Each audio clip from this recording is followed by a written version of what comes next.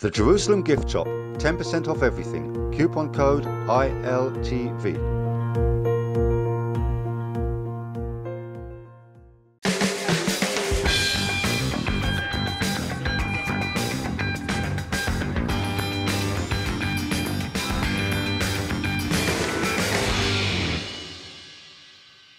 Hey everybody, I'm Danny Grossman, and thanks for joining us for ILTV's weekly program, One-on-One with Alan Dershowitz. We want to give you, our viewers, the chance to have your questions answered by Professor Dershowitz, one of America's greatest legal minds. He's a leading expert on criminal and constitutional law, civil liberties, and the Arab-Israeli conflict. And hi, Professor Dershowitz, and thanks for joining us again. Thank you. Well, Professor, we seem to be living, as the Chinese curse goes, in interesting times, very interesting times indeed, with the fall of the Israeli government and the call for new elections here. We also have the shutdown of the United States government, a jittery world stock market, and other developments which we'll get to. So to put all this into perspective, we can think of absolutely nobody better than Ambassador Danny Gillerman, who has graciously agreed to join you as your special guest today. So, Ambassador Gillerman, first of all, welcome to the show. Thank you, and it's a great privilege and a great honor for me to be on with Alan. And Alan, before we even start the dialogue, I cannot start without thanking you, not only for being such a committed and passionate friend for Israel, which you are probably the best friend we have, and also the most effective one, but also for being a very good friend to me when I was at the UN. I consulted you many times. I really was privileged to get your wisdom and your experience. We worked together quite closely on passing the International Holocaust Remembrance Day resolution, which wasn't easy. So I just want the viewers to know that if there's anything good I achieved at the UN, it was with your help. And if I made any mistakes, it's because I did not consult you. Well, thank you so much. And you're one of the reasons that, as you know, I turned down the invitation to become Israel's ambassador to the UN because I said there are better Israelis, and you were the best. I mean, you were a sensational spokesperson for the best of Israel. And it was always a pleasure and an honor to work with you because you stand for what Israel stands for in every possible way. You're the kind of person that makes us as American Zionists proud to be associated with Israel. Well, thank you. Coming from you, this is the ultimate compliment. So let me put this in perspective for our viewers who are not so familiar with the ambassador. Ambassador Gillerman distinguished himself as Israel's representative at the United Nations from 2003 to 2008, and he was elected to serve as the vice president of the General Assembly in 2005, and he was the first Israeli to do so since Abba Eban did that in the 1950s. He is widely recognized as one of Israel's leading businessmen, serving today as Israeli chairman of the Blackstone Group, the world's largest private equity fund. Ambassador Gillerman has also served as CEO of several companies and banks and chairman of the Federation of the Israeli Chamber of Commerce and the U.S.-Israel Chamber of Commerce. He's married to Janice, and together they have 2 children and 8 grandchildren. So let's get down to business here. Ambassador Gillerman, can you walk us through the developments that led to the Knesset voting to dissolve itself? The numbers are indeed very interesting, with the first poll showing the Likud holding fast as the leading party with over 30 seats. Yet an equally interesting finding showed that over 50% of Israelis preferred another candidate instead of Benjamin Netanyahu as the prime minister. So we also have the specter of the investigations into allegations against him. So what can we expect to see over the next 3 months before the April 9th election date? Well, first of all, the spectacle we're seeing today makes me very envious of the American political system. You know, to have a country where elections are held every 4 years at exactly the same time on a Tuesday, I believe it's the first Tuesday in November, the inauguration happening every 4 years in January. That's, you know, when you look at, not just in Israel, you look at the rest of the world, you look at the mess in Great Britain, which is one of the world's greatest democracies, but also with us. I can't remember an Israeli government that finished its term. And there's always real reasons and excuses. What led to the dissolvement of this government is, first of all, when the Minister of Defense, Lieberman, left, he left the coalition with 61 votes. We have 120 members of parliament. It means a 1-vote majority. I think that President Trump is finding it sometimes difficult in the Senate with a 2-vote majority, Benjamin Netanyahu, Bibi Netanyahu, found it very difficult to rule with a 1-vote majority where every member of parliament can overthrow the government. Beyond that, there was a lot of dissatisfaction already among some of the coalition partners. They were all vying for positions. They felt the elections were getting near, so they were electioning and preaching to their base rather than doing their job. And I think also, possibly in the mind of Bibi, there were the ongoing investigations and the looming danger of indictments, and he may have maybe taken into consideration that it may be better for him to have the elections before, hopefully before the indictments, if there will be indictments, so that the Attorney General will find it very difficult to indict a Prime Minister who's been elected, as he probably will be, by an overwhelming majority of the Israeli public. Alan? It's so interesting that the grass is always greener on the other side. I would tell you that most Americans today envy the Israeli legal system, because so many Americans would say that if we had the parliamentary system today, the Trump government would fall. His popularity has decreased. His negatives have increased tremendously. His decision to pull out of Syria is very, very unpopular. The stock market fluctuations are daunting. And many Americans say, why do we have to wait 4 years? And that's why people are talking about impeachment or the 25th Amendment. As you probably know, I've written a book against impeaching the president, and I don't think the 25th Amendment is applicable. But there are virtues and vices in having to wait 4 years when you have a president who is as controversial as this. On balance, I think our system has more security and more predictability than the Israeli system.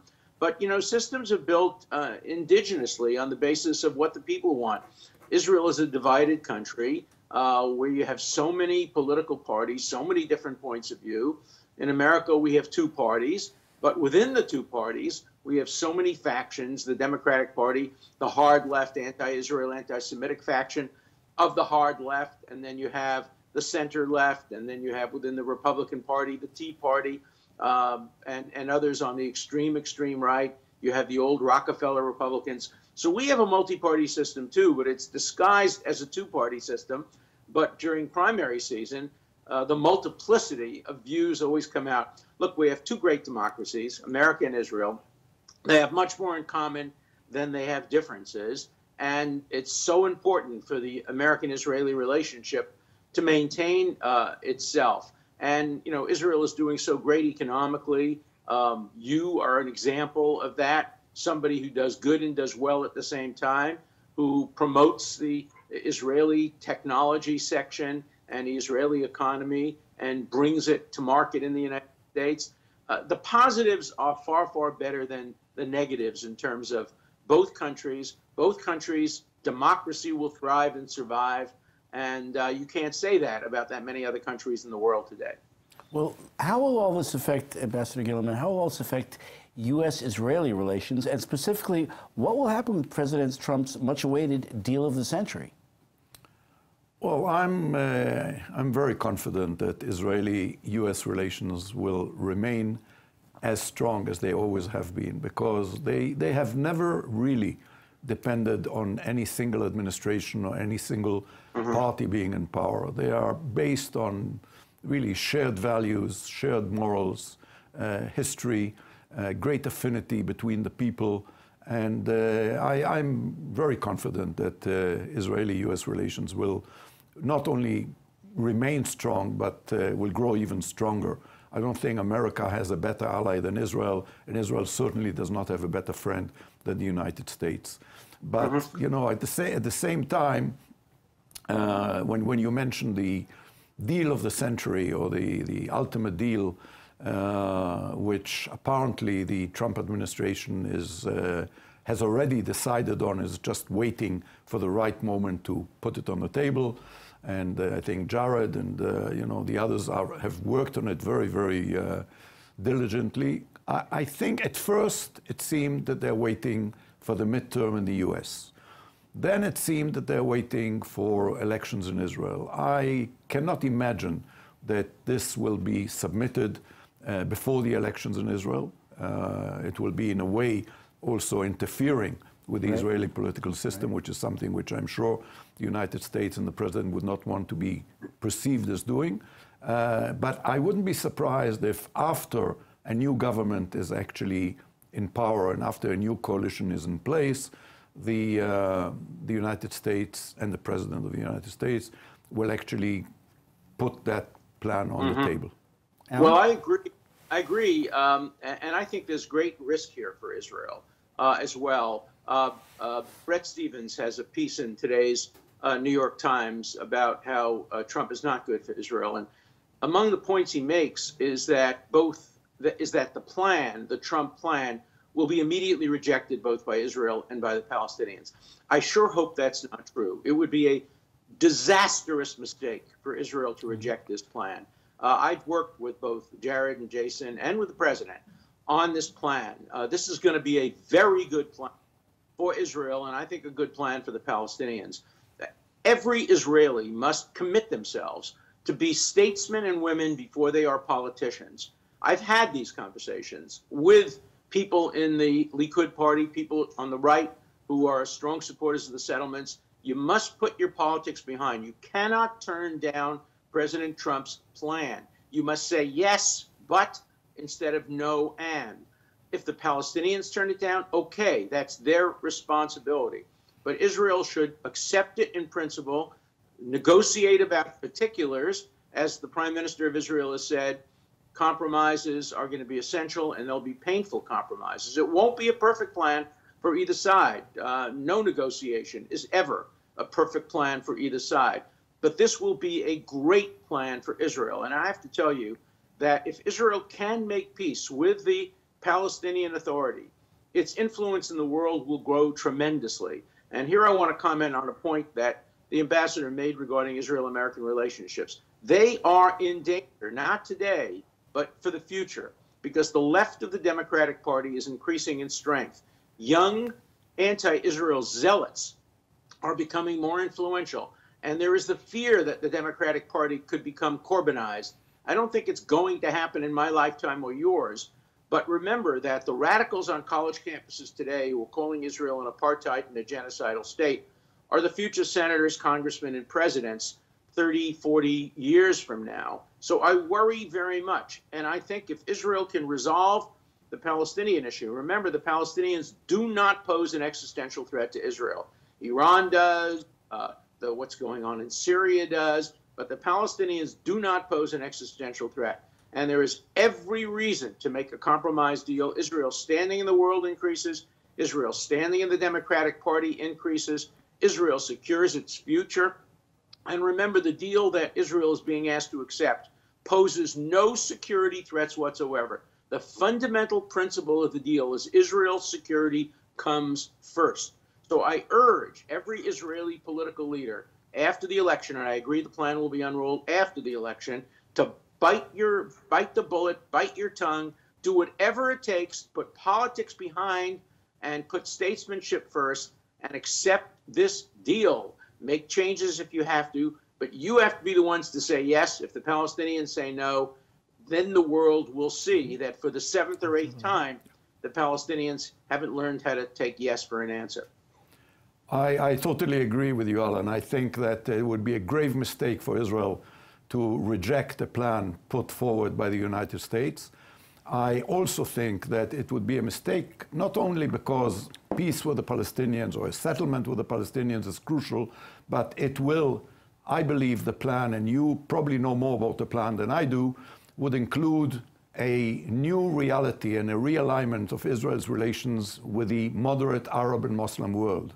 And if we can achieve a settlement which will include not only an arrangement with the Palestinians, but an understanding with the Saudis, with the Gulf states, with the moderates, with the other moderate Arab and Muslim countries. We live in a world where there is really a fight between extremists and moderates. We live in a world where the fight for supremacy and leadership in the Muslim world is between two countries who are not even Arab, and that's Turkey and Iran.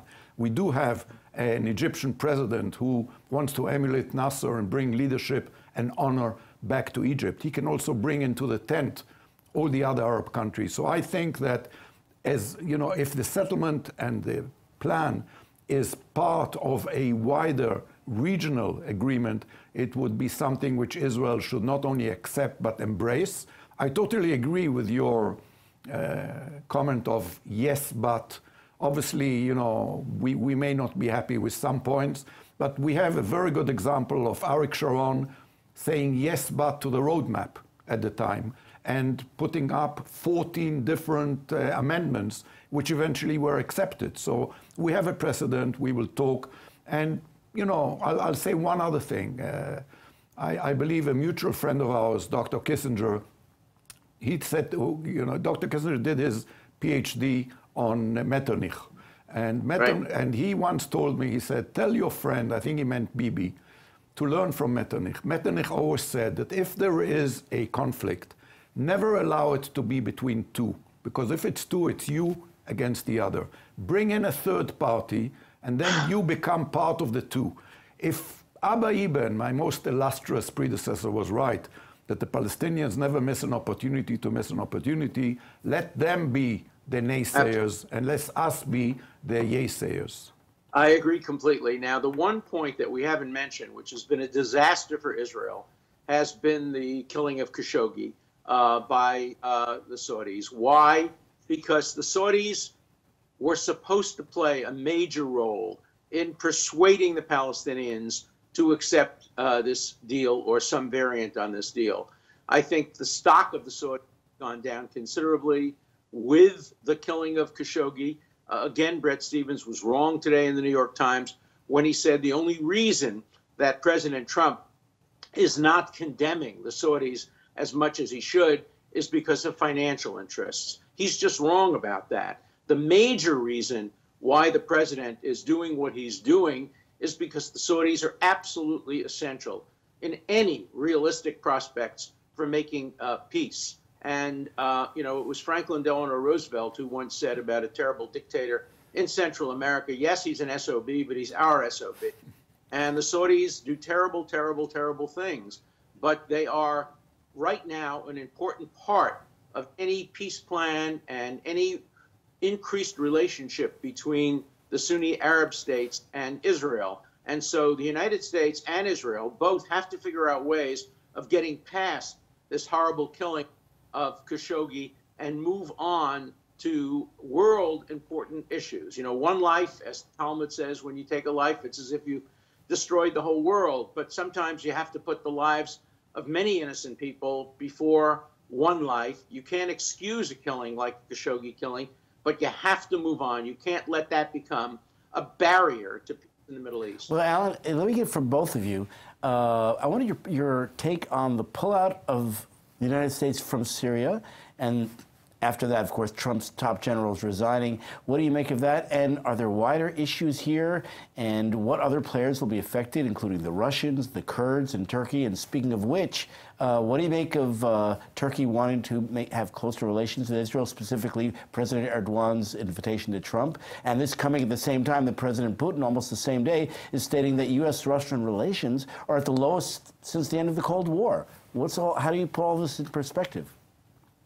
Dan? Well, first of all, regarding the withdrawal from Syria, I think it's a mistake. I think that it continues a very poor legacy left by Barack Obama, who has actually ceded the Middle East to the Russians and to the Iranians to a great extent. I think that one of the problems in Barack Obama's foreign policy was that he created a situation where his allies felt they could not rely on him and his enemies felt they could get away with murder.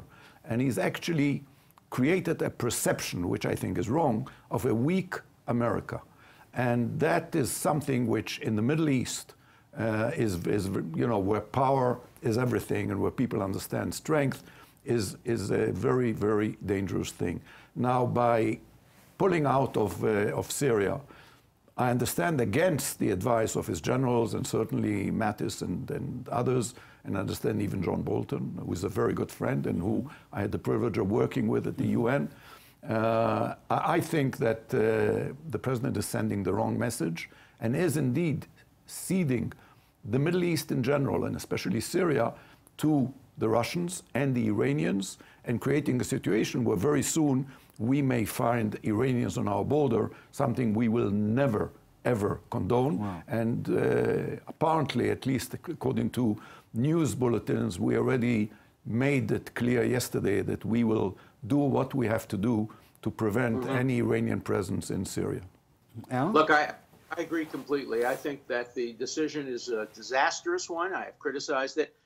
But I'm not sure it's going to be carried out so quickly. President Trump has a way of saying things that are dramatic and then doing things a lot more slowly. I hope that people like John Bolton, who I also know and respect, can have influence on the president and persuade him that you might want to announce the pullout, but let's make sure that special forces are kept. Let's make sure that there are enough soldiers. There are many, many, many reasons for this, not the least of which is it's so important to Israel for the United States to have a commitment never to abandon small, sometimes powerless countries. The Kurds are a wonderful people, an ally of Israel in many ways, an ally of America, a great tradition of more democracy than other countries, and to totally leave the Kurds to the mercy of Erdogan and to the mercy of the Syrians and the mercy of Iran and to be protected by the Russians is a terrible, terrible thing. You know, the Kurds have a stronger case for statehood than the Palestinians. I've never seen a demonstration on behalf of Kurds on campuses. It's the phoniest issue. There's no ever any BDS movement against those who oppress the Kurds. There are many more Kurds. They have a separate language, variant of their religion. They have a much stronger case for statehood than the Palestinians ever did. And yet you see no support for the Kurds. So I'm very worried about that. I also want to join the ambassador's condemnation of the man I voted for twice, and that is President Obama in his second term had the worst foreign policy in the Middle East of any American president in history. Just one last comment from you, Mr. Ambassador.